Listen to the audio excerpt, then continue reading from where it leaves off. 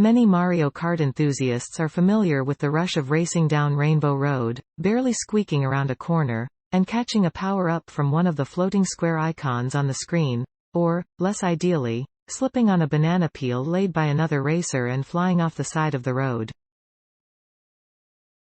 This heated competition between multiple players, who use a variety of game tokens and tools to speed ahead or thwart their competitors, is part of what makes the classic Nintendo racing game that has been around since the early 1990s so appealing.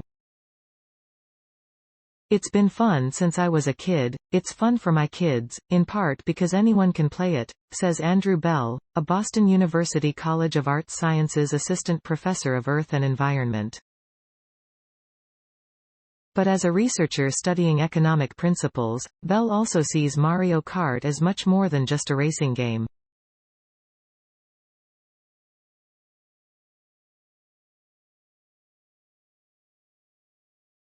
In a recent paper, Bell argues that the principles of Mario Kart, especially the parts of it that make it so addictive and fun for players, can serve as a helpful guide to create more equitable social and economic programs that would better serve farmers in low-resource, rural regions of the D.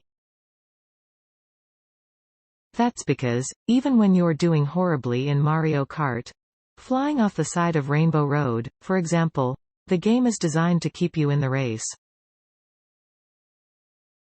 Farming is an awful thing to have to do if you don't want to be a farmer, Bell says. You have to be an entrepreneur, you have to be an agronomist, put in a bunch of labor.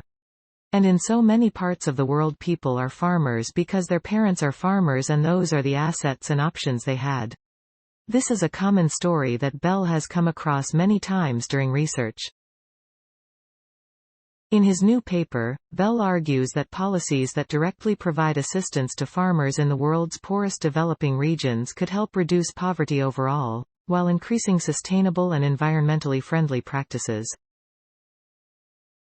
Bell says the idea is a lot like the way that Mario Kart gives players falling behind in the race the best power-ups, designed to bump them towards the front of the pack and keep them in the race. Meanwhile, faster players in the front don't get these same boosts, and instead typically get weaker powers, such as banana peels to trip up a racer behind them or an ink splat to disrupt the other player's screens. This boosting principle is called rubber banding, and it's what keeps the game fun and interesting, Bell says, since there is always a chance for you to get ahead.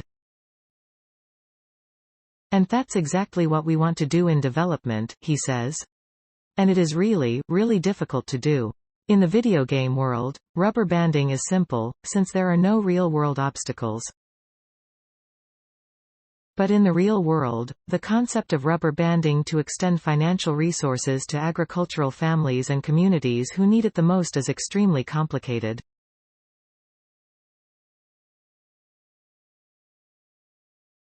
Those opportunities might look like this, Bell says. Governments could set up a program so that a third party, such as a hydropower company, would pay farmers to adopt agricultural practices to help prevent erosion, so that the company can build a dam to provide electricity. It is a complicated transaction that has worked under very specific circumstances, Bell says, but systems like this, known as Payments for Ecosystem Services, PES, have been successful in benefiting both the farmers and the environment. A major challenge is finding private companies that are willing to pay for ecosystem services, and connecting them with farmers who are willing to change their agricultural practices.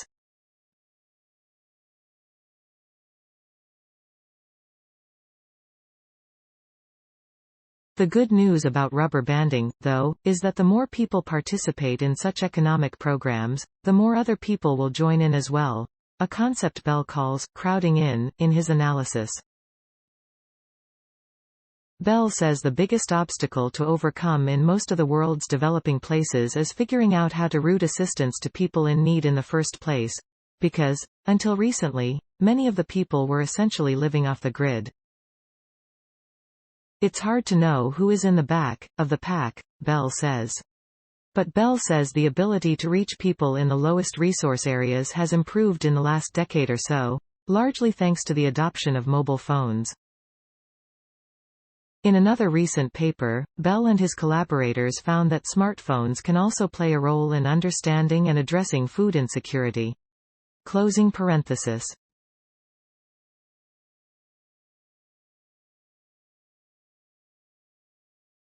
Now, mobile devices help local governments and organizations identify people searching for more prosperous livelihoods beyond the challenging practice of agriculture and reach out to those people with economic opportunities. Bell says further expanding access to mobile devices in poor regions of the world would also allow the gap between the richest and poorest families to be better calculated, and could also help measure the success of newly implemented policies and programs. Mario Kart's rubber banding ethos is to target those in the back with the items that best help them to close their gap. Their own golden mushrooms, Bell wrote in the paper, referring to the power-up that gives lagging racers powerful speed bursts. Improving environmental stewardship while alleviating poverty requires that researchers and decision-makers consider from the outset, within their unique context and challenge at large, what the golden mushroom might be. Story source. Materials provided by Boston University. Please support my channel to grow by pressing subscribe button and the bell icon. We will notify you technological news. Thank you.